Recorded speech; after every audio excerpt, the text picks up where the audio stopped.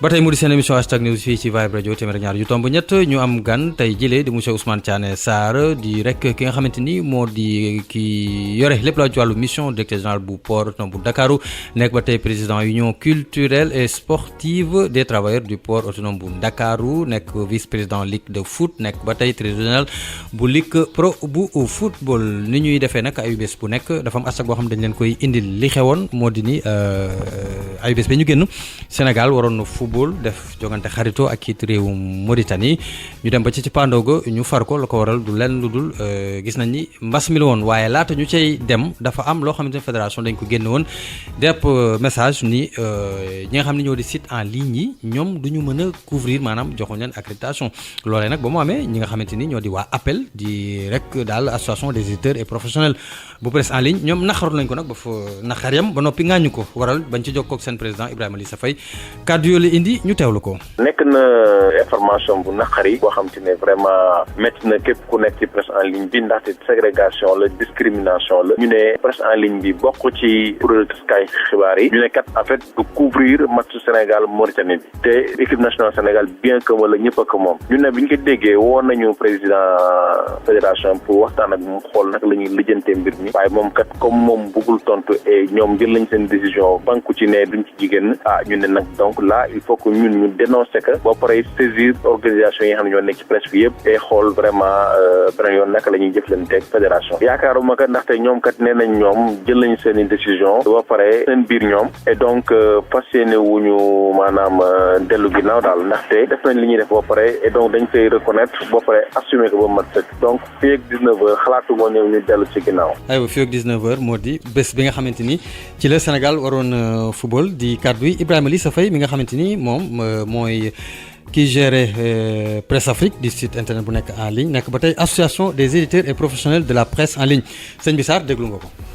waaw déglu naa ko sëñ bi Fall.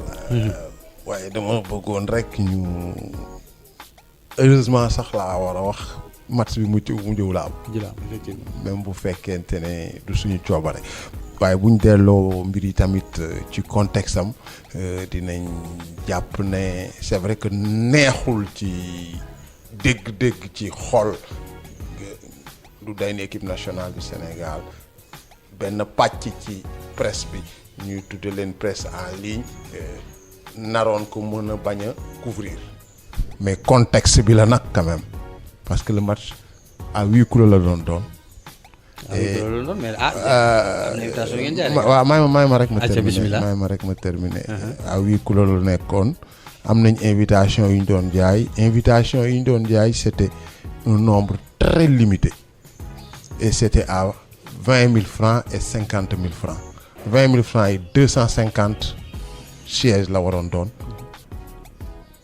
50 000 francs yi 100 sièges donc c'était déjà calé et installé et machallah presse en ligne Sénégal dañu xarañ lool waaye da ngeen xaw a sakkan. waaw parce que wax nañ plus de 200. plus de 200 et à moins de 8 heures d'un événement boo xam ne nii li ko tënk yëpp dafa bari ba ñun suñu biir suñu am na pàcc yoo xam ne nii suñu biir amuñu woon sax ticket parce que du woon mate ñëpp. alors donc loolu tamit buñ ko delloo ci contexte bi war nañu mën a gën a dal ba beneen yoone ñu waxtaane ko buñ koy waxtaane tamit buñ leen nee huis clos la ñu ne dañuy jël ci yéen juróom wala fukk wala ñaar fukk coow tamit mën naa am.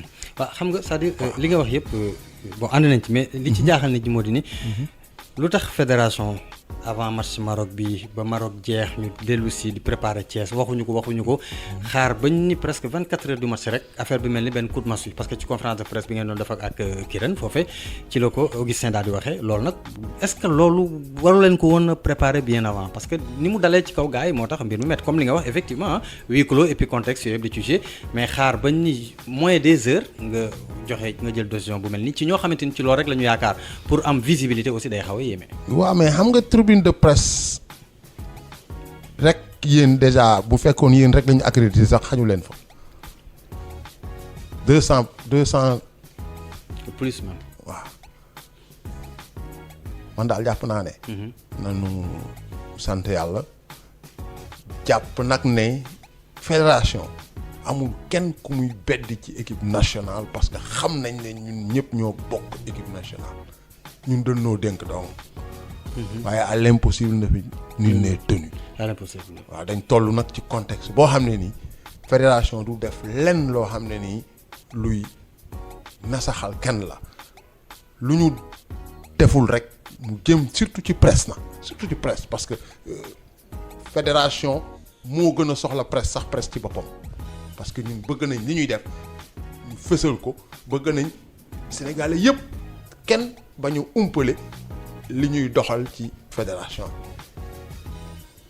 jàmpoon na gàttoon na mais daal alhamdulilah. alhamdulilah mais nag gars yi meroon nañ est-ce que ndax xalaatu leen ni lii aussi mën na indi gars yi def solidarité ci seen biir ndax presse bi man xam naa leen ci seen biir laa nekk dem sax bañ ni dañuy jéem a boycotter li nga xam ne moo di yëngu équipe nationale xam naa ñuy déglu la ñaan boobaa presse mooy perte mais def naa boobaa presse bi du perte. non ndax lii moom métti na gars yi de. presse bi du perte mais jàpp naa ne bu ngeen di solidarité lu ngeen solidaire koor yëpp solidaire nag. lu ngeen solidaire xanaa du ngeen solidaire bay poser des actes qui peuvent être ñu ñuy gisee antipatriotique parce que. ay xeetu dóor la rek ay jaay mu caani li nga wax ni ay xeetu dóor la rek lii nii si non dama ne li ñëpp bokk déglu ma rek si lu ñëpp bokk ñu beddi la ca non beddi wuñu leen ci dañ leen ci mënula cërale li ngeen ci war a am mënuñu leen ko séddale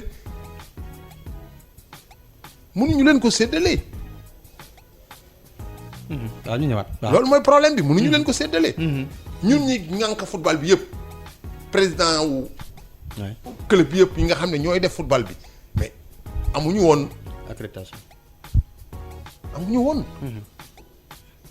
donc comparaison n'est pas raison waaye quand même xel nangu na situation bi ñu toll fédération ne leen kat amuma matuwaay yu ma leen accrédité ngeen ñëw ci stade bi.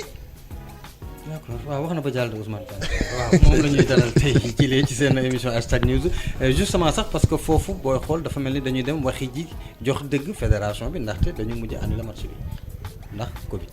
waaw xam nga adduna bi fi mu nekk nii ñun ñëpp Covid ñu tënk. activité yëpp dañuy am ci misaal. pas niñ ko bëgg di defee waaye ni ko Covid bëggee xam nga règlement bi. dégg naa lu baax. voilà protocole sanitaire CAF FIFA au-delà de 2 ñu am. cas le match est annulé. ñoom ñu amoon nañ ci lépp loolu. 8 waay 8 5 joueurs 3 membres encadrement. te sax ci yenn info yi ma xaw a glané ñoom dañ bañoon ni du ñu def test bi. waaw dégg naa suñu docteur bi wax ko. waaw man du ma wax ne dañu bañoon dama naan show ñu woon ci def ko. loolu ak bañ mu mel.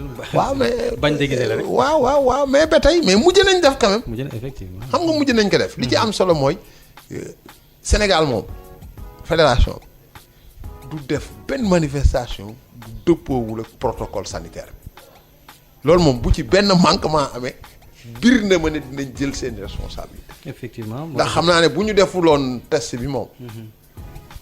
match kon match bi du am. ok ça moom c'est inévitable. aywa juróom benn match préparation jëm ci wàllu qualification yi Coupe d'Afrique 2021 ñu annulé leen comme ni nga ko waxee sànq Covid mooy exiger loi wa ñu gis ni lu yées weer sax moo des ci ñu jëmaat ci éliminatoire CAN 2021 ndax mën nañoo jàq foofu mën nañu jàq comme mën nañu aussi am xel mu dal bu ñu nag bàyyeeku waaw bu ñu bàyyeeku parce que sur le plan organisationnel toutes les conditions étaient réunies pour que ñu football ñu nag ñu jongante ñu nag suñu mbokku waa gànnaar yi bu seen test yooyu négatif woon dañu football kon dinañ football mais ne li stade bi di toll noonu yëpp comme ni ma la waxee téeméeri nit yu jënd invitation fukki junni ak ñaar téeméeri nit ak juróom fukk yu jënd invitation yu ñeenti junni ñoo fa doon nekk. ok waaw wii ko loolu ñoo fa doon nekk. wii ko loolu mais man fi ma gën a bëgg a ñëw sax moo di nii xam nga ñu ngi jëm ci éliminatoire yi dañuy ñëwaat contre Guinée double confrontation ak Guinée Bissau. voilà justement bu dul Sénégal sax ak yeneen équipe yoo xamante ni maanaam ñu ngi ci jëm. moo tax ma ni est-ce que bu ñu deful ndànk Coupe d'Afrique 2021 boobu sax ñuy wax. est-ce que sax duñ ko xaw a def entre guillemets. waaw man de pour fi ñu toll nii. njortuma loolu. rafet naa ci njort. waaw rafet naa ci njort parce que yeneen. waaw Europe jëm ci ñu ngi doxal. ñu ngi doxal. waaw waaye nag Europe ci par base la ñuy doxale. protocole sanitaire protocole boobu moo ñu tënk ñun. waaw mais xam nga aussi discipline. football nañu Maroc non. waaw ñu baal ma mais xam nga discipline yi am fële ak yi am Afrique particulière précisément. est-ce que ñële gënuñu ñoo indiscipliné. parce que fu fële loo wax ñu ne la restriction du droit personnel ñun dégg googu fii ñun lu ñu teg ñu nangu. lenn rek mooy cat li ñun dara daf ñu tiitalu loolu mooy suñu cat ñun. te loolu wóorul trop. voilà te ñun sénégalais dañu yaakaar ne bu yàlla doon wàcc ñun ñoo koy recevoir. di kàddu yi rek Ousmane Thiané Sarr bi nga xamante ni moom la ñuy dalal tey ji sunu émission hashtag news di chargé de mission DG port autonome bu Ndakaaru nekk ba tey président bu port CSTPAD c'est ça vice-président ligue de foot ca lay waxee it nekk ba tey trésorier général bu ligue pro bu football. ñu wéy ba léegi ci équipe nationale la ñu descend kaw Aliou Cissé dañ ciy taxaw monsieur Sarr biñ ñu dóoree ba du ma ne biñ ko dóoree biñ ñu dóoree 3-1 Maroc. déjà que coow li doon bari. mais coow li dafa gën a bari. ndax nag jotul. damay wax ji waaw il faut appeler chat par chat ndax nag jotul ñu changer Aliou Cissé indi keneen. waaw mais xam nga un entraîneur contrat moo koy lié ak ki muy liggéeyal muy Sénégal à travers maintenant la fédération bi nga xam ne mooy délégataire pouvoir état bi. Aliou luñ ko mënti waxal objectif yi mu signante woon ak fédération. mais looy wax lu ne da ngay am ci loo ko mën a natt. waaw dëgg la mais xam nga aussi. ko bu dee dëgg la kañ dëgg mënul am ñaari dëgg. xam nga sénégalais yi toujours loolu la. non rak mënul am ñaari dëgg ma ne. xam nga ay objectif ay dëgg la gaa waaye nag. ma ne man xam nga ma ne. man xam nga waaw fi mu ne nii moom tollootuñu ci 17. tollootuñ ci 17. moo tax numéro 1 moo tax ñu yaakaar ne ñun kenn waru noo daan mbër mu bañ ñu daan la doo ngemb bay dem làmba ja. protéger wu ma Aliou Cissé défendre ma sa chapelle non loin de moi l'idée que Aliou est extraordinaire non mais quand même ça sont raison garder nag. waaye nag équipe bu la dóor ñaari yoon it. équipe bu la dóor ñaari yoon bu la neexee nga ne moo la man. waaw mais te waruñoo mën ndax ñu ñëw numéro 1 nag. lu tax li ñu am ñoom li ñu am la Sénégal am. lu tax waruñu ñoom gagné la Sénégal am. waaw lu tax waruñu gagné kon xëy na que leen coach moo am jafe-jafe wala. non lañu am lañu am kenn ku ne sa gis-gis ngay waxe man mën naa bañ a d'accord ci Aliou ni muy classé ak ni muy remplacé. mais c'est pas une raison pour ma ne nañu dàqali. kon na defar waat daal. mais na gën a déglu nit ñi. parce que équipe nationale. équipe nationale de. wallaahi équipe nationale Sénégal xaw ma lu mu ñàkk.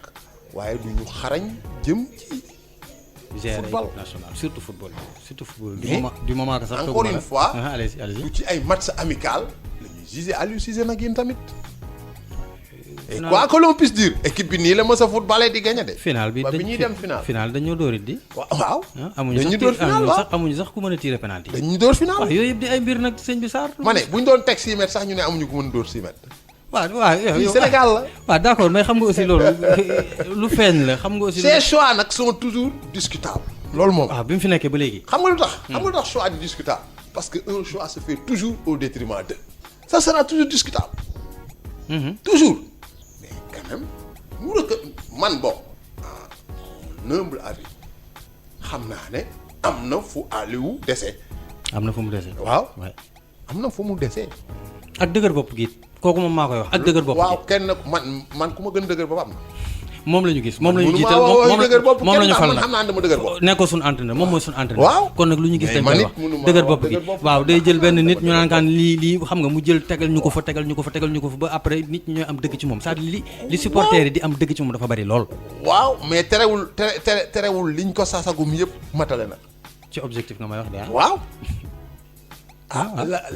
yow ma ne rajo bi nga nekk looy liggéey. waaw je suis journaliste.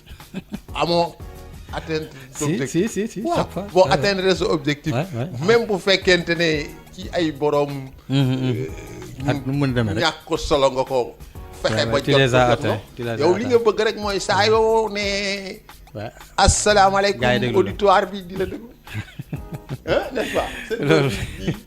loolu moom c'est vrai waaw loolu am na solo ba tey rek bu ñu jógee ci cas Aliou Cissé nag dañu ñëw toog ak vice président bu Ligue de foot bu Ndakaaru te duñu wax ak moom ci rek championnat bi laatuñu ci ñëw sax dañuy gis ni Sénégal dañu teel a arrêté football bi ndax Covid bi championnat bi. waaw ligue bi laa mën a wax. dañu ko teel a arrêté. ñu toog ba si yàgg ñu wax wéy TFC ak Jaraaf. ñu jël leen yóbbu leen te. Monsieur Sarr gis nañ ni Coupe d'Afrique yi ñun dañ ci am waxuma mënuñu de j'ai pas dit ça mais dañ ci am jafe-jafe xam nga am jafe-jafe nekk ci jafe-jafe ñu delloo ci jafe-jafe ndax loolu du indi jafe-jafe. waaw mais jafe-jafe moom boo ci nekkee est-ce que daw woon ko ginnaaw da koy solutionner. du ko solutionner. alors kon boog da ngay jàmmaarloog jafe-jafe bi xool nag jafe-jafe bi lu koy saafara loo ci mën nga def ko ci. mais ku xam contexte mais yi mooy li ñu de mooy li fédération def nii. contexte yi xam nga boo xam nga gëj nañu egg fenn am résultat club te Jeanne d'Arc. certes dëgg la moom dëgg la waaye. mais ñeenti at yi génération foot dem na fi ba fëgg ci bunt bi. Birki Dembo Ndiaye. Jaraaf dem na fi ba fëgg ci bunt bi avant juste ça d'accord nañ. ñu éliminer ko fii. Si je ne me trompe pas parce que un but marqué à l'extérieur ou des choses comme ça. ñooñu ak Tëngéej FC mi nga xam ne daa waroon naa dem mais mu xam ne kat. durée bi dafa gàttoon trop. en plus équipe bi ni mu ko bëggoon a téye am na joueurs yu bari clé yu demoon. mu déclaré forfait. mais ren bi ñu ko décidé ak accompagnement bu consistant bu fédération bi. côté financier. waaw parce que l'Afrique coûte très cher. Afrique dafa cher. am naa yaakaar que ne ren moom incha allah rabbi suñu ñaari club yooyu muy Teungueth FC ak Jaraaf de Dakar dinañ fëgg buntu bi de. dinañ yem ci. match de poule yi moom yaakaar naa nañ cee yegg. di kàddu Ousmane Thiané Sarr di sunu gan nekk rek président chargé de mission DG port autonome bu Ndakaaru nekk président union culturelle et sportive des travailleurs du port autonome de Dakar nekk vice-président ligue de foot bu Ndakaaru nekk ba tey trésorier général ligue pro bu football Babacar ñu dem pause ñëwaat.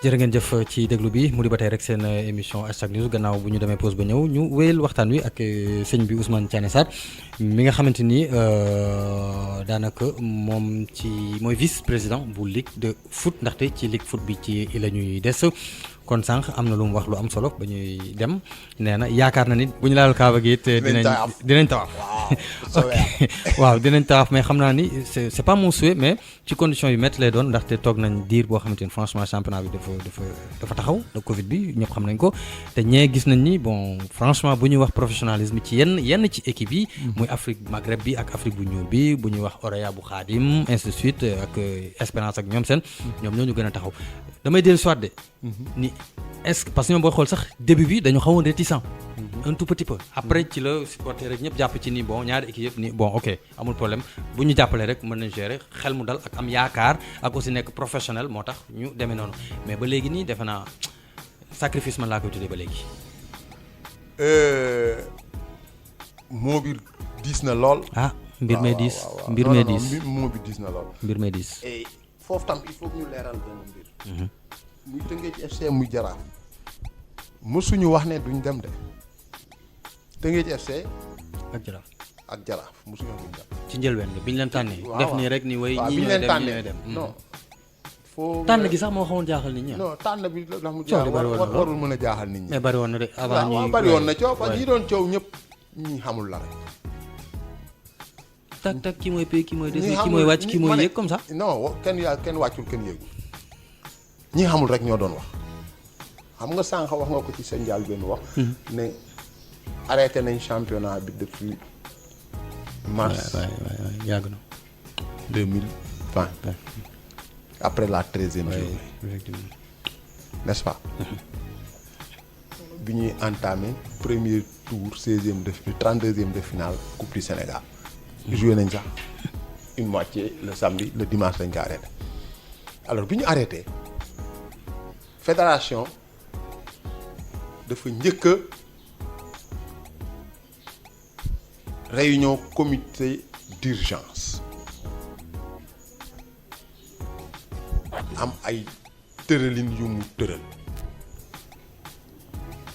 teg ko ci taxawaay bi état du Sénégal amoon ca moment boobu ci mbas mi bi ñu demee doxal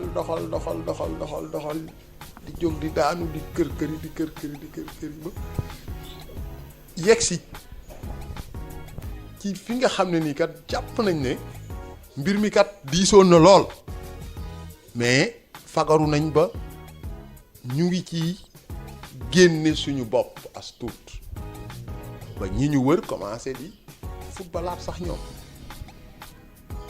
ñu toogaat ñu ne léegi nan la ñuy def ñu ne comme situation baa ngi évoluer dans le bon sens war nañu mën a xool ñu nit nan la ñuy reprendre waaye saison daaw bi moom yemale nañ ko fi pour muy leer. annulé wuñu saison bi waxuñu année blanche communiqué bu fédération utilisé wul terme yooyu benn ay termes dalal xel la indi. déedéet ay termes dalal xel la indi quoi. déedéet dafa indi terme boo xam ne nii da koy permettre mu désigner ses représentants ok li ko arrangé.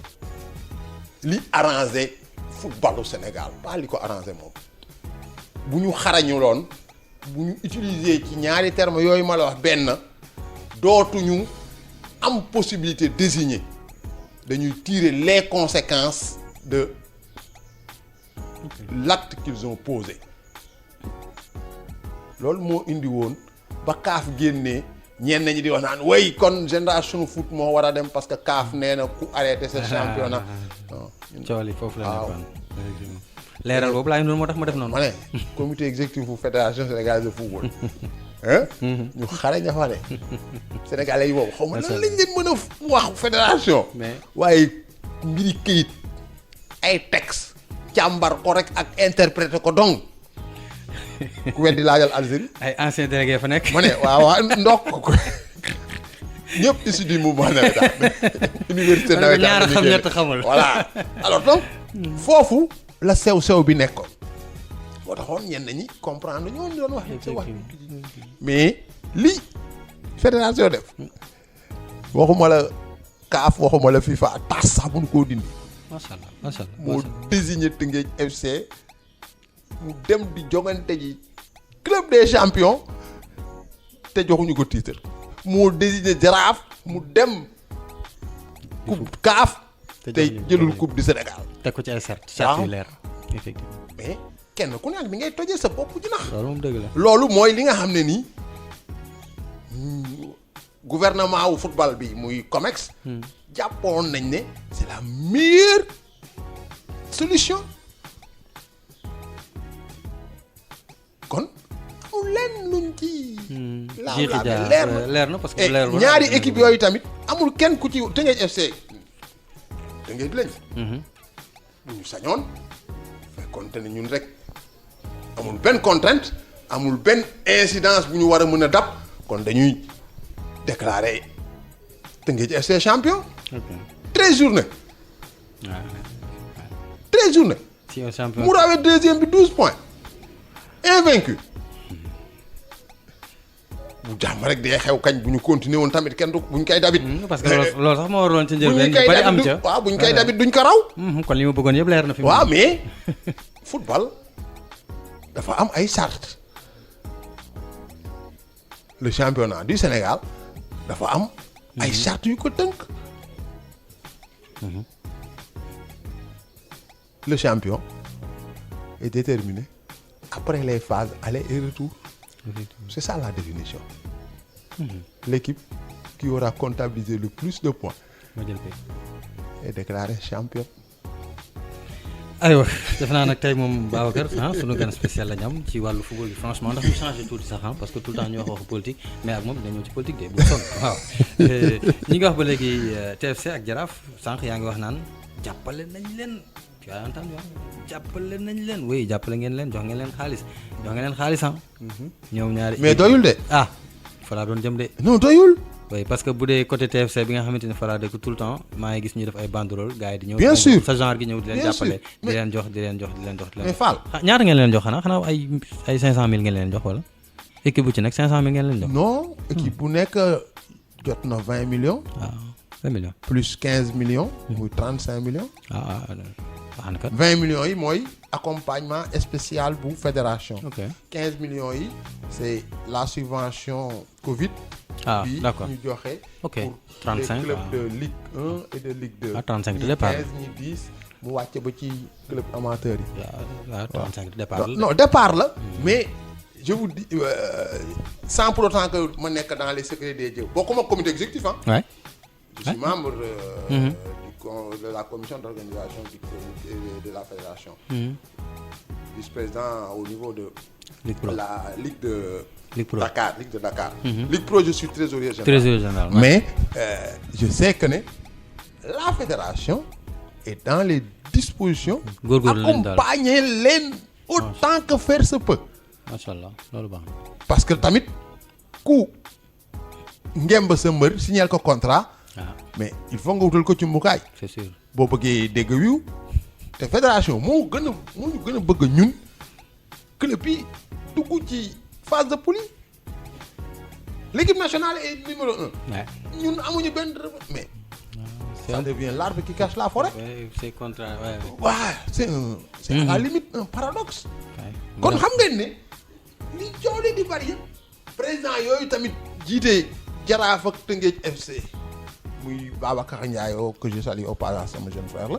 ak sama sëriñ ci Ahmed Tidiane Seck. mais kenn gënu leen na bëgg dem. def tawaaf. waaw. balaal kaaba gi da ngay am kaala. te du kaala kii. kaala fulaar yi juróom fukk yi jënde Sandaga. non kaala Dubaay la. en tout cas xam naa ne moom buñ koy contextualiser ñu dem maako souvent seen malaanu armal moom bu ñu ñëwee dañ koy denc quoi. voilà. ba pare bëgg dellu. xam nga ci dara sax. waaw ba pare bëgg dellu. demoon màkk ren. bu déwénee sa xel. bu jotee sa xel du nekk ci lenn dul dellu. non da ngay fàtte sax demoon nga. maa ko wax naa. waaw mu ngoog. nañ jàppale gars yi rek. incha allah dina baax lépp dina baax. kon nag ñuy souhaiter bonne chance à sunu ñaari représentants africains yooyu di rek TFC. ak it Jaraaf ñu wax ci fi mu ne nii championnat bi nga xamante ni balaa yàgg incha allah dana door ci ba tey rek mbas mi moom mi ngi fi de. comme ni nga koy waxee dañu dicté. def naa nag pare ngeen jël ay protocole ak seen lépp daal ngir mën a démarrer championnat fii ci Sénégal quand même waaw actuellement nii la fédération mu ngi liggéey ak ministère de la santé ñoom ñoo ñuy jox protocole sanitaire. dañu den war a football. waaw mais bu ngeen dee football lii ak lii ak lii sarte yi ngeen di remplir pour mën a ko sàmmonteeg loole du yomb nag ci ñun du tout ndaxte boo jëlee rek test yi rek war ko def waaw équipe bu L1 yi équipe professionnelle yi 28 lañ équipe bu nekk lu mu bon dina am 30 joueurs te fi ñu toll nii staff bi dugg non dugalaguma staff bi su ma dugalee staff bi mais ñun président yi dañu war a testé wu parce que on est en contact tout le temps tout le temps test yi actuellement mu ngi ci 40 000 non kon championnat fii Sénégal xaw ma de mais mooy dina am waaw bu ngeen ko xalaatee ni ngeen xalaatee texte yi ba yóbbu TFC ak Jaraaf xalaat naa ni dina am parce que ministère bi aussi du ñu seetaan ministère de la santé ak suñu ministère de tutelle Matar Ba du ñu seetaan et de connivence ñun nag ñoom ñoo bokk li ñu bëgg benn mooy tàggat yaram ci Sénégal gën a jëm ca kanam am na ay avancé mais avancé yi gën a sax surtout ñu gën ko dëgëral mu nekk ligue professionnelle au sens propre du terme kon de boobu 2 janvier lañ jàppoon effectivement gis nañ ne war nañ mën a gagner tuuti ci situation bi ni mu demee nii mais loolu moom COMEX rek moo ko mën a jël décision malgré que ñun ligue professionnelle suñu séance su 22 septembre waxtaanoon nañ ci ba bind bataaxal yónnee ko ñi nga xam ne nii ñooy fédération nga xam ne ñoom ñoo ñu dénk professionnel waaw sama gan yi ñuy déglu nañ def ndànk rek question yi ngeen bëgg dinaa ci ñëw incha allah xam naa fan la egg guñ ci monsieur Sarr yaay président port de waaw mi nga am ba léegi port waaw port gisoo jëf ju rëy ji ñu def bërki Dembo Ndiaye damay laajte rek de man lii question la de monsieur Sarr bi laa lii question rek la nag port de yi kiraama gi ñu doon def ci football moom la ñuy def léegi ci gestion man nag ci football bi laa wax gisoo suñu emprunt obligataire bi yooyu gis naa ko yooyu gis nga ni may kii man football bi laa wax 60 milliards lañ doon wut mais ci weer non attends Ousmane defal ndànk fukki fan ñu am Ousmane gis na yooyu yëpp gis naa ko Ousmane man toolu tey indi moom man xam na fi indi yéen naka ngeen di taxawaalu sax laa mën a wax di sàggan ba équipe bu Mamadou Mariam Diallo woon ak Ousseynou ak Assane woon ak mais kenn déggatu ko macha allah mi nga xamante ni mooy U17 yi convoqué leen nii ña nga centre Guéréo ñu leen saluer au passage waaw mais grand naka ngeen def monsieur Sarr ba port egg fi mu egg nekk deuxième division te ñu ngi fay bëgg a yàgg moom xam nga sax yow sax yaa wax deuxième division mais dama ni fi mu egg nii ci port quoi non man du ma yem ci deuxième division dama naan fi mu egg nii non mais duñ sori nag deuxième division rek lañ nekk nag ak yow tamit léegi yàgg ngeen fa de waaw ñu ngi fay bëgg a yàgg mais am nañ yaakaar que ne yàlla bu ci cat dugg ren avec disons depuis daaw jéeg sax ak depuis daaw suñu directeur général Aboubacar Sadikh Bèye vision bi mu am ci politique sportive waxuma rek football politique sportive tout simplement ak yaakaar bi nga xam ne nii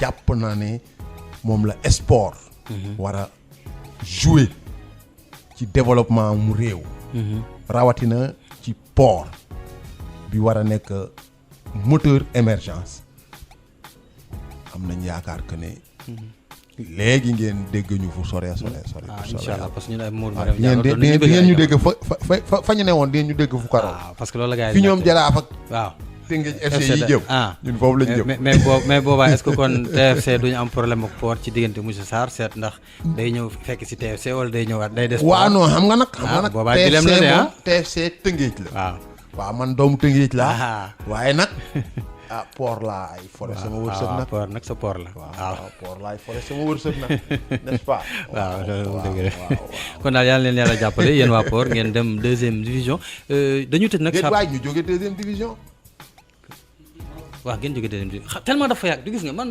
da ngeen fa yàgg ba question bi dama ko oui ñetti at def nañ ko fa dama ko daas fanaanal non war nga dëgg de port rouge blanc fii nga dëgg de. ah port Ousseynou Ak non mais attends ay jamono ah. oui Souleymane Ba. waaw yëngaloon nañ fi ah Mamadou Diarra waaw ah waaw léegi laata ñuy tëj chapitre sport bi. mbiri Lamine Diack nag du ma ñëw ba fii te du ma la ci laaj quand même franchement ah. waaw mbiru tonton Lamine moom. Ouais. lu ñu tiis la. boo xawee comprendre organisme internationaux yi ni ñuy doxe ak président Lamine Diack ni ko justice française bëgg a def il faut que sa xol tooy mu metti la mais nous gardons espoir que ne il sera rétabli dans ses droits et mu dellu si ci jàmm fii ci Sénégal parce que bu dul dara sax ñun amuñu habitude bokkul ci suñu aada ñuy ñàkk a wormaal mag surtout nag mag mu am jaar-jaar mag mu am njariñ pour adduna bi yëpp bokkul ci suñu aada mais nag am nañ yaxin gu wér que ne rafet jort daal waaw rafet nañ ci ndort et puis ak pour Sénégal dire vrai nous sommes pas c'est pas parce que nous sommes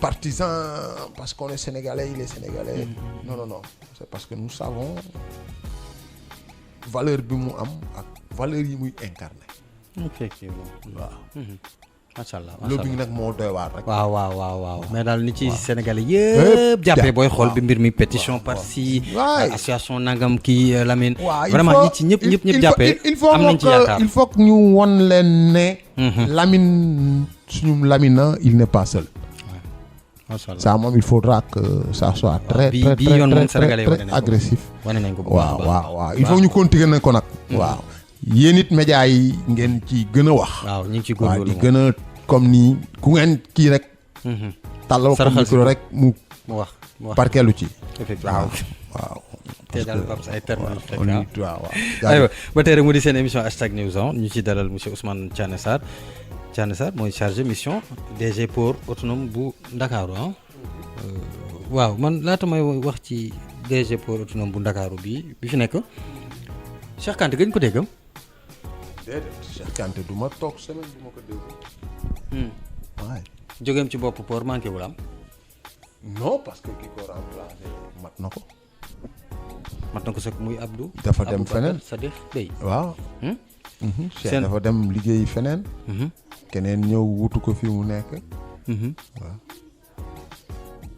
maa ngi dégg de waaw man directeur général mooy sama chef aw beneen chef ci port kon daal c'est-à-dire boo liggéeyee port ba pare yow ak Cheikh Kanté la boo dellu see lundi ba vendredi yow ak waa port la non waxewuma foofu dama ne man su ma neexee ci port bi directeur généralu port rek moo ma fi yilif waaw Aboubacry Sadikh Bey waaw kon seen relation yéen ñaar nice quoi macha allah chargé mission bi waaw xam nga moom nit moom bu la defalee teraanga lu ko olof yi di waxee bu la lekkee olom na ko gërëmee coy waaw parce que kii ñëw fekk la nga nekk chargé d'études 3e degré ci cabinet directeur général mu wuutu ko fa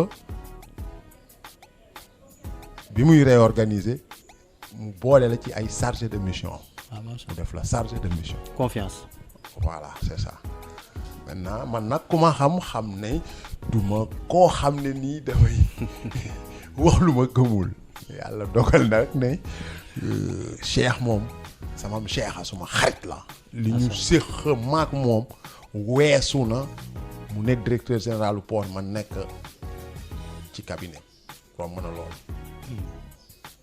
waaye nag moom it Cheikh xam na ne fi ma port toll macha allah fi laay jëlee sama waaw macha allah sànq yaa nga doon wax nag léegi mën naa la bàyyi nga wax ci emprunt obligatoire rek. waaw laata ñu ci dem xam nga. bu def naa ci benn capsule wax lii mooy emprunt. xam nga nit ñi dañ koy faral di dégg.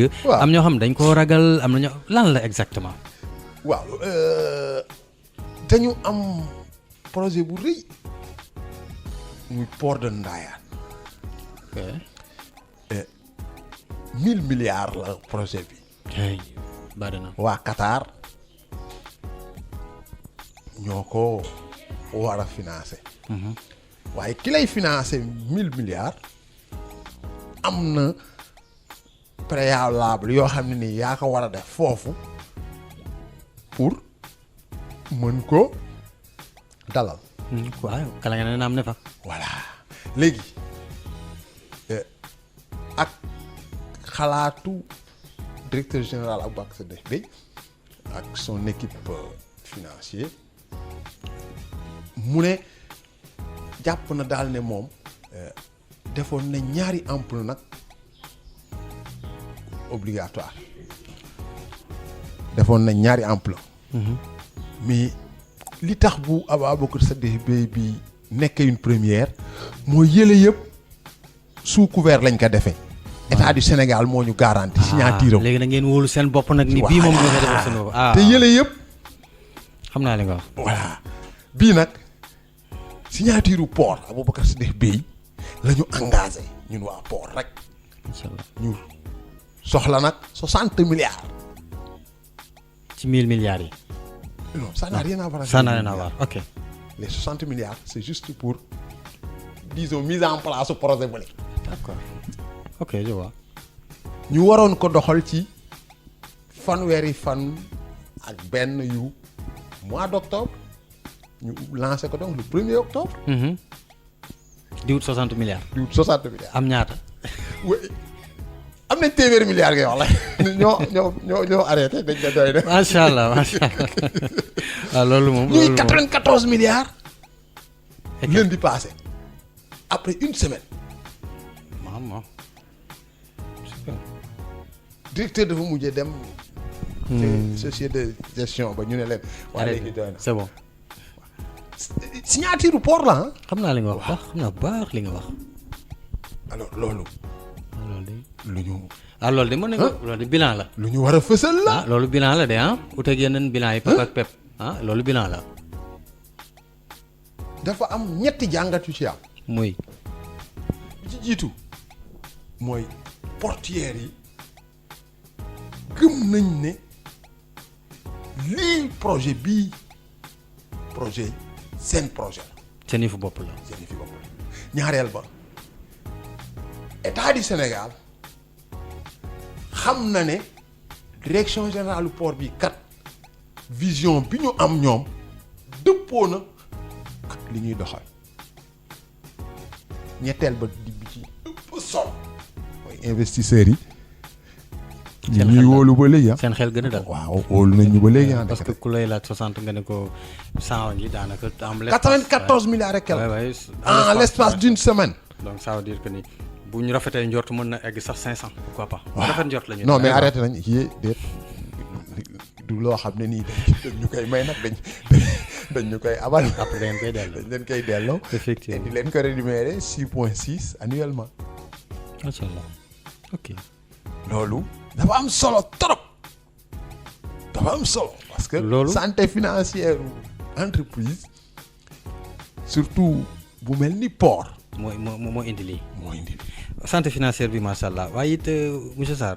port li ñu fay faral di dégg ci ay problème bari na surtout jamono yi passé déggoon nañ fa ay problème mu ay camion xaw ma ay conteneurs yu xaw ma yi ñu ni bu fi jógewu xam nga. xam nga port dafa bari ay critique xam nga yow ci côté administration presque yow foofu nga nekkee. waaw mais port dafa bari ay. mais gis nga rak bari ay mbir. xam nga li ñu doon wax sànq ci football bi ci Aliou Cissé. loolu rek moo am ci port bi tamit. kon féppay métti. bon déedéet pas féppay métti li ñuy wax lu bari. bu benn rat de port sax accidenté woon fii. xam naa la rek ñu kii. ñu ne directeur général du port ba. d'accord. tout est rapporté. ci bopp à la direction générale. maama. gis nga problème conteneur yooyu ñu doon wax. camionneurs yi ak armateurs yi ñoo am problème ñu ne directeur général du port ba. non c'est vrai c'est la réalité c'était les armateurs avec les camionneurs. loolu la de. bu ñu ni directeur. waaw et lan moo indi problème armateurs yi ak camionneurs yi taxe bu armateurs yi war a fay camionneurs yi. ñu ne duñ ko fay camionneurs yi jël seeni conteneurs yañ leen loué woon ñëw gaare ko ci seen buntu armateur yi. noonu la demee. loolu la demee de. ok yoonu directeur général ne xanaa weex dung rek. waaw tey moom Babacar xam naa ne émission bi mi ngi dem man xooluma sax temps bi quoi. fi ne dañ koy tap yii dañ koy taf tafee Ousmane Thiané Sarr yaa ngi dëkk Tëngéej. waaw nekk xaritu Cheikh Kanté. waaw kon da ngay politique de. da ngay politique Thiané damay politique waaw. non politique gu ma. politique gu. déedéet politique gu ma. te yenn saa yi ñu dégg ñu Thiané moo def lii moo indi lii moo kii. yooyu politique déguisé la politique déguisé la lan la kon. xam nga man ñëpp xam nañ ne yow sa bopp sax laay wax parce que sama rakk nga doon nekkandoo woon ñoo bokk benn koñ ba ma doon football. Fass. Guy Salaam. man ba may politique ñii politique wuñu man socialiste la ba fii may wax ak yow socialiste la musuma transhumé te du ma mës a transhumé. dootuma politicien bu actif. bàyyi naa politique 2000. mais nag yàlla boole na maak waa Tëngéej ñoo xam ne nii tey lépp lu ñuy def ci politique dañu naan foo féete Ousmane. ok d'accord. ñooñu nag bu Cheikh Kanté xewle bu ma woowee ma jàppale ko. aywa ñu wéy. xam nañ ni taalibe Tijaan nga gàmmu ji ren. waaw nañ ni ku ci nekk na nga ko defee sa kër. nit day am kilifa. te waxu kilifa. waxu kilifa jëfe la sant. waaw la santul waaw jëfe. mun nga ne waaw te doo def. sans réfléchir. looy réfléchir. qui t'a demandé de réfléchir.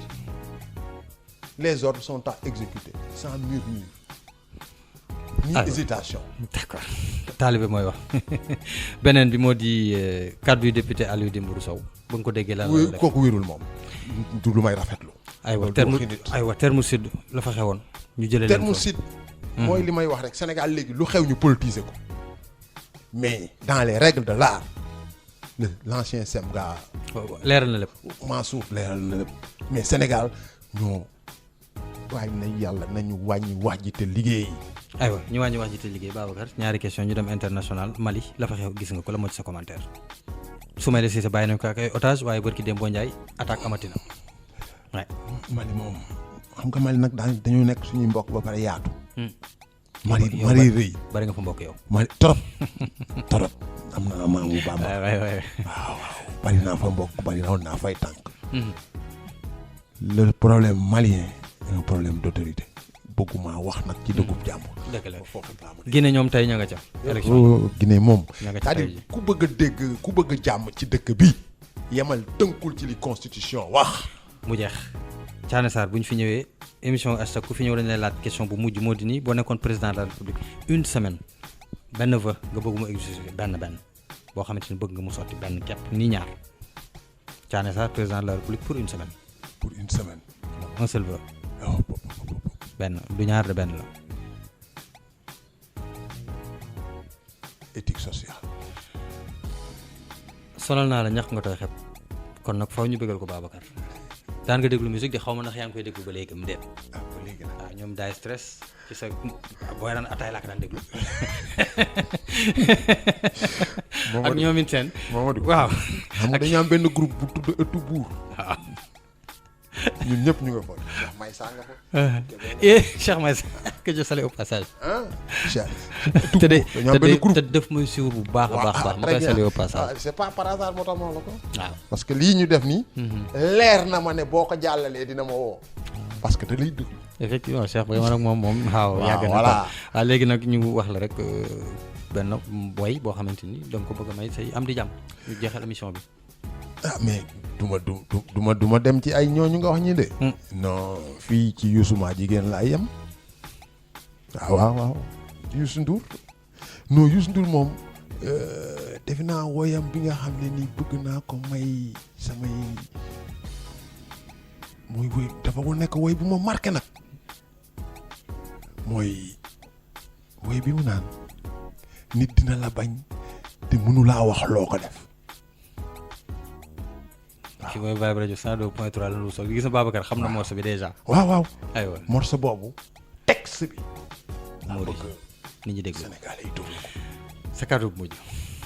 di leen sant di leen gërëm di wax ne yow moom xam nga ma saa yu ngeen ma soxlaa bu fekkee maa war a ñëw sax woo leen. incha allah acca bu doon seen émission hashtag news ñu doon dal rek monsieur Thiana Sarr chargé de mission DG bu port autonome bu Dakar président union culturelle et sportive des travailleurs bu port autonome bu Dakar nee nañu incha allah ren dinañ jël première division ñu leen koy ñaanal nekk ba tey vice président ligue de foot bu Ndakaaru nekk trésorier général ligue pro bu football mu doon seen xarit Mourou Fall doon leen ko dégtal ànd ci ak Babacar Kane ci wàllu jàppandal bi gannaaw Baye Radio point seen application beeg tuuti teew nañ wéy leen daan rek ñu Facebook Twitter Instagram suñu chaîne YouTube leen fàttali 13h incha allah 14h bu jotee daañu leen ko dégtal ci rek YouTube bi comme ni leen ko waxee rek bu ñuy saa hashtag fi mu ne nii dafa tàmbali di génn bu ñu foofu war a dem ci kilifa boo xamante ni tànkam dafa diis ñun ñooy ñëw fekk si kon nag fii ci këram nañ ko fekk ci port mu dalal ñu macha allah ñu def ak moom émission kon nag kilifa yëpp daal koo xamante ni sa tànk dafa diis dañ lay fekk si boo mën a ñëwee fekk ñu ci Vibe Radio studio ba nga visité ko daal du ñu fay fekk ñu def suñu émission hashtag news jàmm ak jàmm news jàmm ak jàmm news jàmm ak jàmm news jàmm ak jàmm